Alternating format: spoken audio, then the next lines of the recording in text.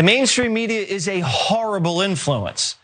They created this sick incentive structure for Democrats. You invite them on to come on the TV show, to raise their profile, get some clout, as long as they agree with the dangerous narratives that the nutty host is pushing. And now that the chickens have come home to roost, the media is pretending like they weren't accessories to these crimes.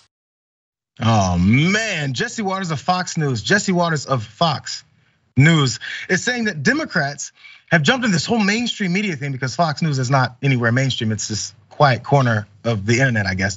Anyways, Democrats jump on the mainstream media and they go on with the nutty hosts and they're trying to get clout. So they say whatever the nutty host wants them to say. I want you guys to think about that scenario and try and figure out if that's something that Democrats always do. But I guess he's right because there's this one Democrat, his name is Ted Cruz, and he went on MSNBC and he did this.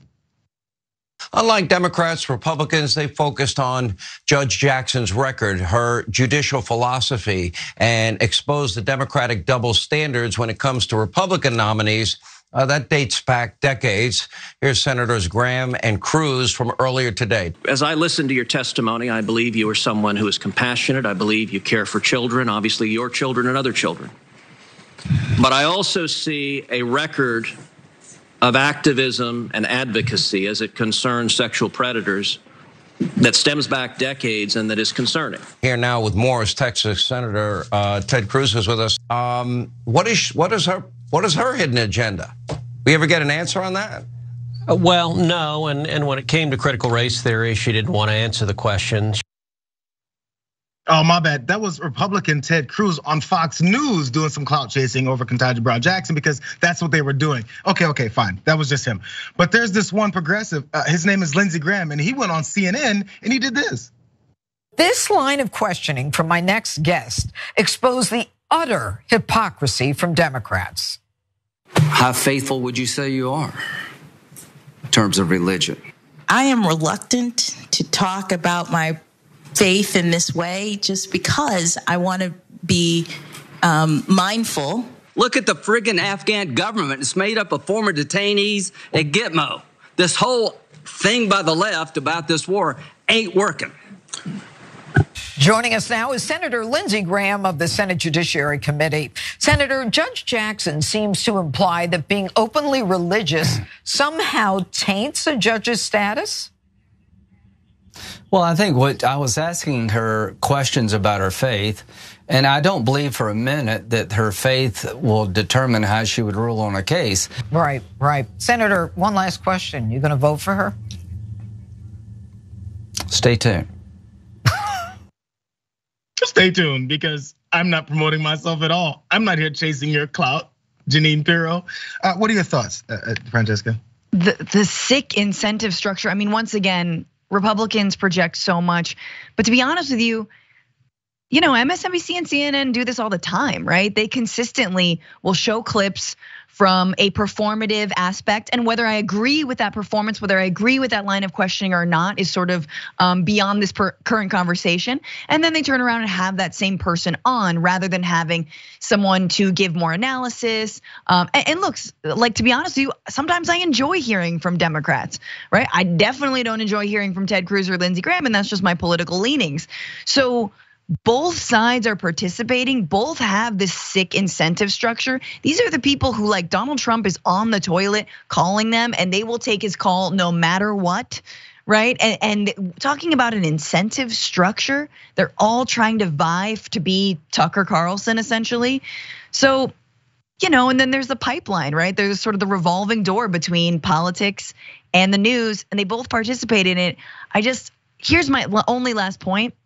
Fox News is very interesting. They do a thing where they talk about mainstream media and they never include themselves. Yep. They are the #1 watched, sadly, channel in the nation, and yet they're not mainstream media. Oh, all the elites who run the other groups, but Murdoch, never heard of him.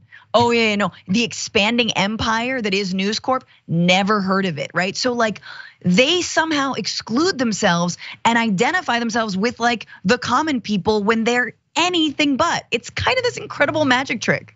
And I know you don't want to get into the politics, but you started with, I'm supporting this current administration, and there's some problems right now. And I'm glad you and I I'm were not at supporting least the current administration. I'm saying that what they are doing has been impressive. Again, I don't do political support. I do analysis of what administrations are doing. And in this case, I think they are doing an impressive job. Now, should they communicate it better? Yeah, they sure should.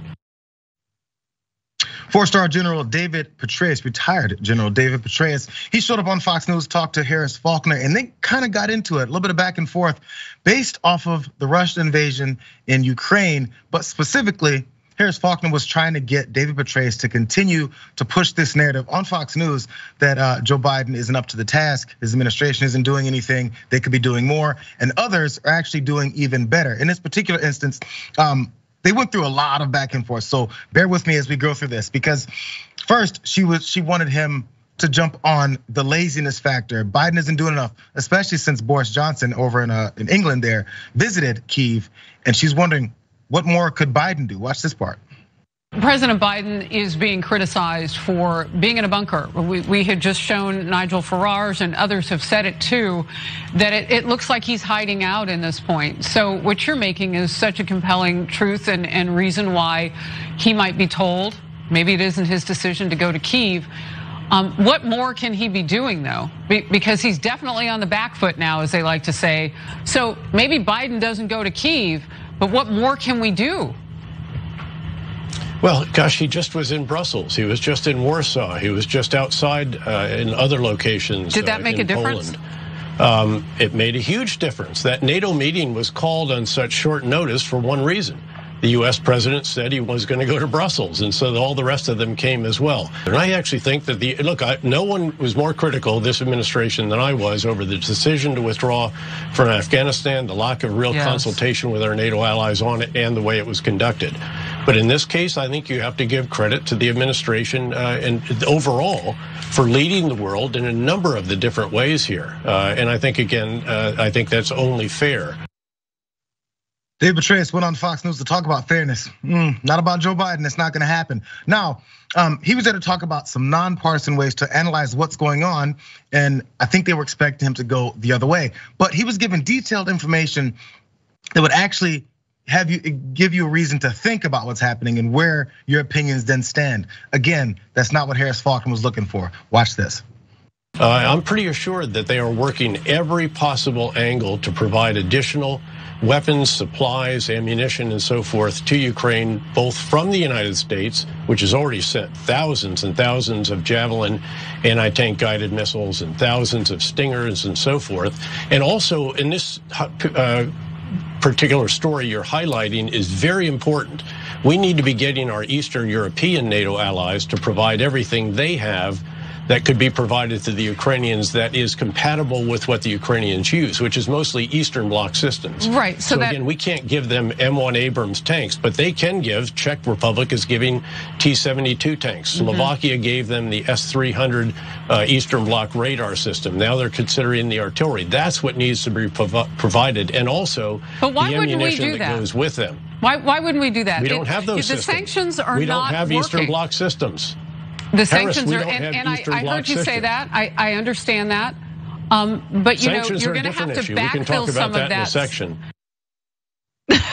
That's where we started getting a little bit testy, Francesca. There's more to this. It increased, and she tried to redirect, which we'll get to. But first, let me get your thoughts about this first disagreement that they were having about the details, which maybe is a little bit boring for people to watch. The reasons why we have certain kinds of weaponry that doesn't work for them because it's a different country, it's a different part of the world. And those details I didn't know until you sit down and listen to someone who does know. Yeah, she doesn't want to hear that, obviously. And it's so easy to get Petraeus to criticize Biden. He even told you what the in was, which is talk about Afghanistan. Now, as a progressive, as someone who was against the war in Afghanistan, General Petraeus oversaw the quote unquote surge under Obama, a massive disaster, such a horrible, ill-conceived plot, to say nothing of his role in Iraq. But like, let's leave that aside. It's like, if Harris wants to get him on like beating Democrats, talk about Obama. Talk about Biden pulling out of Afghanistan.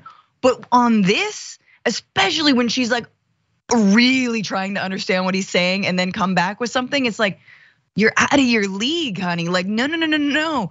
This can't go in your direction. Well, the direction was supposed to be bashing Biden, as we know.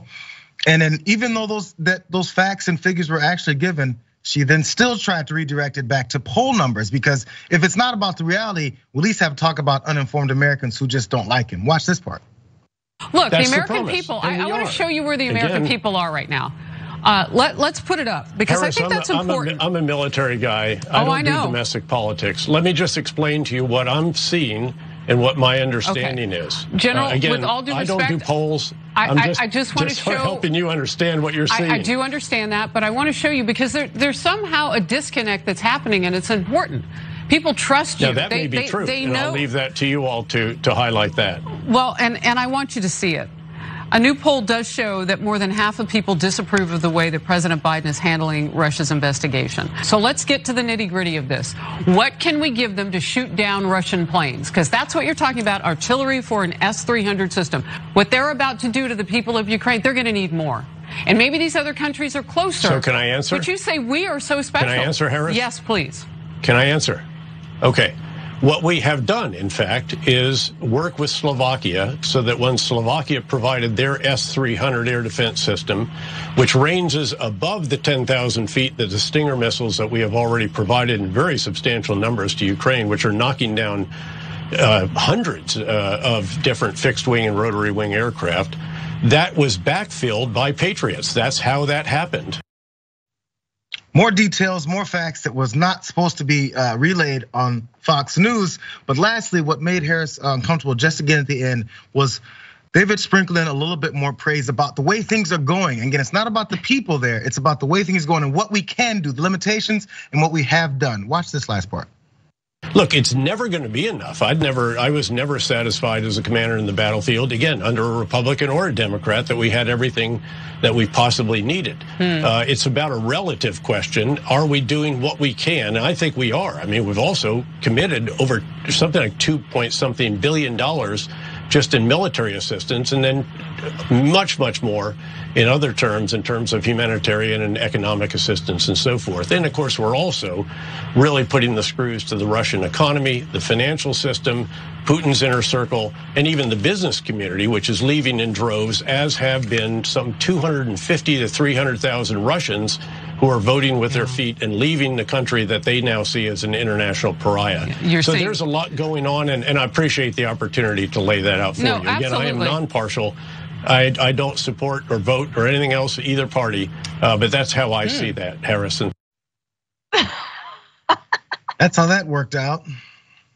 I feel like this happened to her earlier before when there was the reporter, the straight correspondent that was reporting things happening in Ukraine, and she was on Harris Faulkner's show as well. And she's like, "That's not how it's going, though.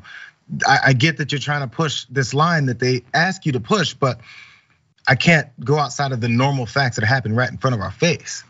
I mean, I think Petraeus honestly could have done a little bit better job if he knows who he's talking to, which is the Fox News audience that doesn't care about the height of the Stinger missile versus the Patriot missile, doesn't really know about that, doesn't know about previous deals. Just be like, Russia's kind of on its back heels. Russia's not doing good. They're doing all these horrible war crimes. And thanks to the United States, Ukraine is pretty well equipped right now, and like they're holding their own. Like that's all you need to say, right? I mean, and to some degree that is true. We will see how this all shakes out. But like, again, this is the network. Jayar, a few weeks ago saying, "What did Putin ever do to me?"